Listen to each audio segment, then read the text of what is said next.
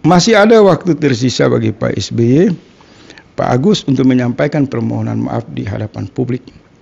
Yang harus dilakukan oleh SBY dan AHY adalah mengatakan, saya SBY mengajak anak saya Ketua Umum Partai Demokrat untuk menghibahkan Partai Demokrat kepada kader Demokrat atau kepada rakyat, sehingga partai ini tidak digunakan sebagai fasilitas untuk operasional kepentingan politik dinasti. Menunggu waktu saja. Ketika moralitas dan kesadaran itu terbangun, Partai Demokrat ini hancur berantakan. KPK berhenti untuk digunakan sebagai instrumen kepentingan politik.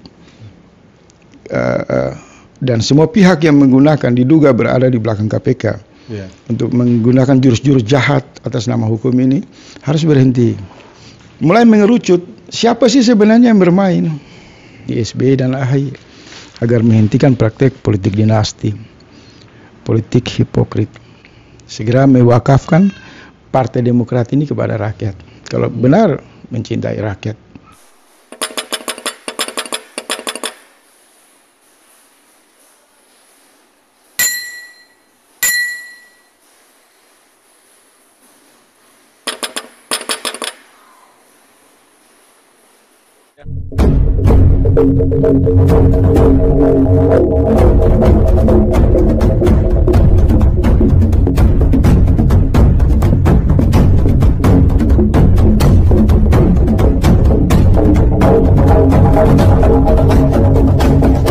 Reaksi kemarahan Pak SBY yang menuding Anies pengkhianat, poros koalisi pengkhianat. Sebenarnya Pak SBY sementara menelanjangi dirinya di hadapan jutaan rakyat.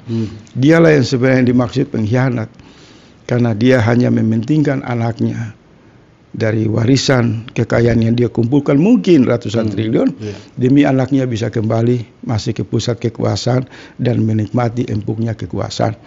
Sementara jutaan rakyat hanya menjadi penonton. Jutaan anak-anak muda yang jauh lebih cerdas, jenius, punya integritas, punya moralitas, hanya tersinggah di panggung demokrasi.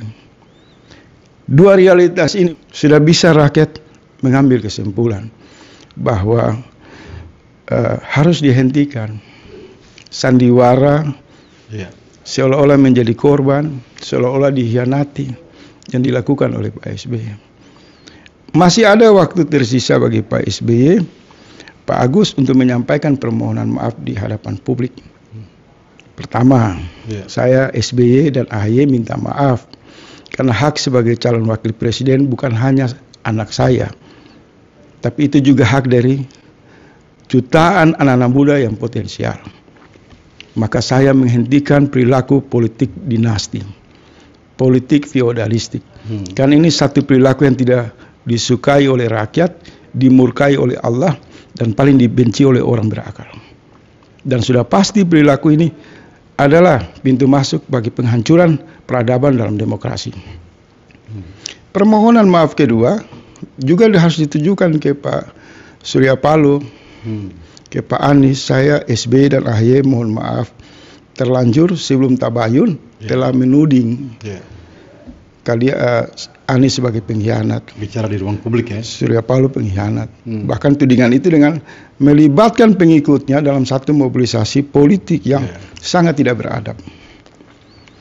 Permohonan maaf yang ketiga yang harus dilakukan oleh SBY dan AHY adalah mengatakan, saya SBY mengajak anak saya Ketua Umum Partai Demokrat untuk menghibahkan Partai Demokrat kepada kader Demokrat atau kepada rakyat, sehingga partai ini tidak digunakan sebagai fasilitas untuk operasional kepentingan politik dinasti. Karena politik dinasti, politik feodalistik itu adalah musuh seluruh rakyat Indonesia. Karena itu ciri perilaku politik koruptif, munafik, hipokrit dan lain-lain. Maka harus diakhiri. Kalau penyampaian maaf ini disampaikan oleh Pak SBY dan Pak AHY, saya yakin bahwa akan terjadi arus balik rasa simpati rakyat kepada Pak SBY. Dan orang akan tepuk tangan. Ternyata Pak SBY sangat legowo, tulus, sangat menjaga perasaan jutaan rakyat kecil, dan berhenti dengan tabiat politik baperan, politik hipokrit. Tapi kali ini tampil bicara jujur di ruang publik, menyadari bahwa tindakannya salah. Ini bagus, supaya memberi contoh kepada elit lainnya. Tetapi kalau ini tidak dilakukan, saya kasih ingat, kita ini mau menutupi semua kejahatan kita dengan aneka sandiwara. Tapi Allah itu melihat dengan sangat terang. Akan terbongkar semua itu. Tidak kuat menahan laju keinginan dari kebenaran. Apalagi di tengah situasi rakyat yang sangat sungguh-sungguh menantikan perubahan. Lahirnya kepemimpinan yang bagus.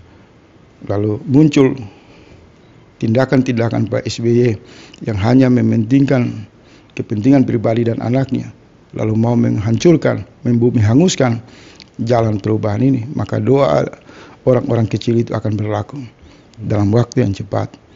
Pak SBY itu akan memasuki orbit lumpur penyiksaan moral dari seluruh rakyat Indonesia. Dan saya harus beritahu bahwa saya harus perlu ingatkan Pak SBY, Anda jangan ngotot dengan memanfaatkan kebebasan demokrasi, kan Anda punya uang banyak, Anda punya partai, Anda punya anak, Anda manja, kemudian Anda memaksakan AHY untuk menjadi calon wakil presiden. Anda sadar, negara ini bukan punya warisan Anda, Pak SBY. Ada jutaan hak anak-anak muda di negara ini yang lahir dari realita kemiskinan, dari kelas ekonomi yang kecil. Mereka menyaksikan pertunjukan arogansi, kesombongan yang diperlihatkan oleh Pak SBY. Artinya apa? Menunggu waktu saja. Ketika moralitas dan kesadaran itu terbangun, Partai Demokrat ini hancur berantakan. Ya, ini saya sudah membuat satu tulisan yang beredar di grup WA, dan insya Allah nanti saya posting di Twitter ya. Memang tarik-menarik isu korupsi ini kan sering muncul saat Pilpres. Apalagi kalau kita lihat misalnya begitu Demokrat dan PSB marah keluar dari perubahan, kemudian ada kan oknum-oknum di KPK yang menyemburkan opini politik dengan berkedok hukum, menyerang Pak Muhaimin Iskandar. Menurut saya KPK berhenti untuk digunakan sebagai instrumen kepentingan politik. Dan semua pihak yang menggunakan diduga berada di belakang KPK untuk menggunakan jurus-jurus jahat atas nama hukum ini harus berhenti. Karena tensi politik ini sangat tinggi sekali. Rakyat ini berada dalam posisi yang sangat sensitif. Ini bisa terjadi sesuatu yang di luar dugaan kalau tindakan-tindakan ini terus dilakukan. Apalagi kan korban sudah berjatuhan. Nasdem ketiga saat mendeklarasikan Pak Anies kan korbannya sekjen.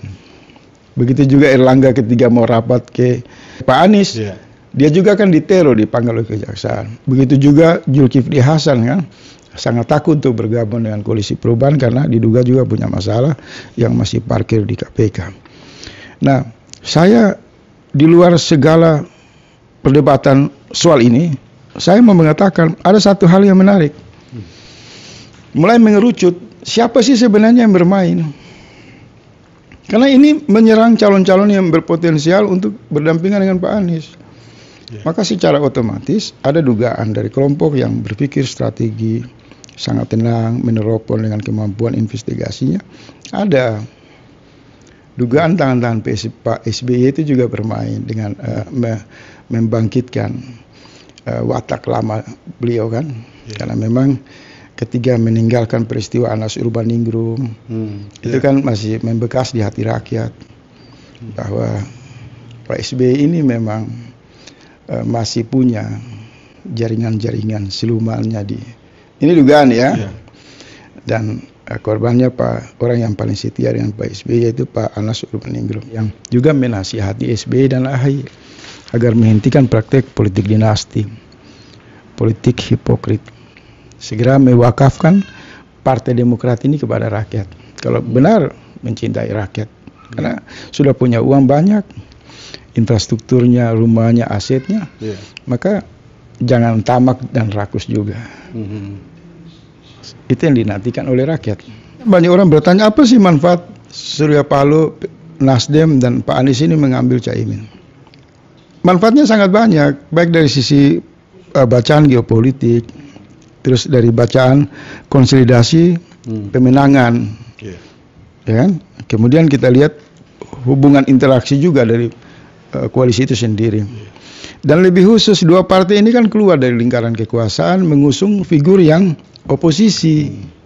Figur Pak Anies ini kan figur yang berada di poros yang sebagai simbol gerakan perubahan. Jadi kalau ada orang mengatakan Surya Paloh tunduk kepada Jokowi, Nasdem tunduk kepada Jokowi, satu logika yang sangat bodoh.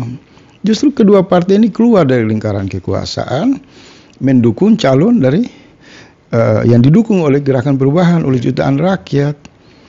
Artinya apa? Mereka juga akan memiliki kalkulasi bahwa tidak selamanya membiarkan kekuasaan ini semena-mena.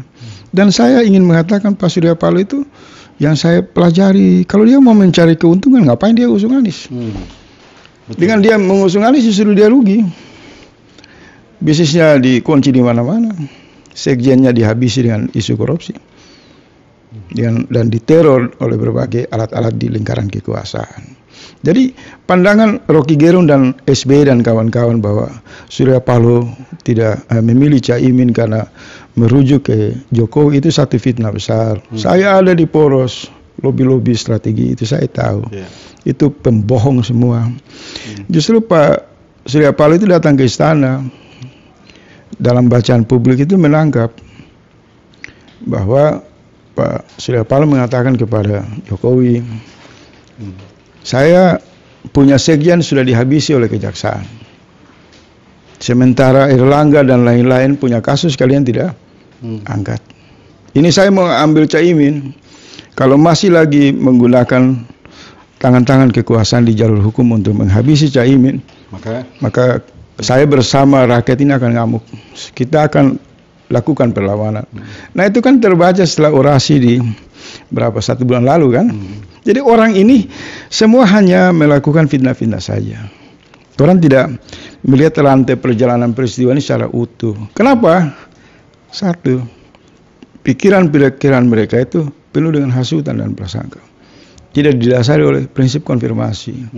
Satu basic analisa yang didasari oleh tabayun, dugaan.